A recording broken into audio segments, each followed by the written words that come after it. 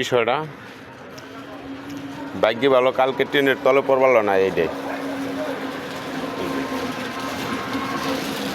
হে হলো বয়রা লোক গাড়ি নিয়ে যাইতেছে, এর মধ্যে ট্রেন আয় পড়ছে, পরে আরো গাড়ি গুতা দিয়া পরে হেডারে সরাইছে। এই জানি যে বসে গেছে, দেখছেন? যদি না সরাইতো তাহলে এই গাড়িটা একটা নগদের ট্রেনের তলে পড়ে গেত কালকে। দেখছেন, এটা অন্য গাড়ি গুতা দিয়ে সরাইছে। যাই হোক, আল্লাহ পাক বাঁচাইছে। তারপর এই গাড়িটা ওই ফেলে পোল্ট্রি খাইছিল, উল্টা গেছিলো, পরে বেড়ার পাওয়ের হাড় এজেন্ট থেকে ভেঙে গেছে গা। যাই হোক, আল্লাহ পাক বাঁচাইছে, পাও ভাঙ্গুক সমস্যা নাই, নয়তো একবার ফাঁকি হয়ে যেত গা। ভালো থাকবেন সবাই, সুস্থ থাকবেন সবাই, রেল লাইনে ভালো মতন চলবেন, আর ভালো মতন চোখ কান খেয়াল করে চলতে হবে, চলবেন। ঘুরবারায়ও জানি কোনো বিপদে না পড়েন, খুব সাবধান, বয়রা মানুষ, রাস্তার ডুবে থাকবেন। ধন্যবাদ সবাইকে।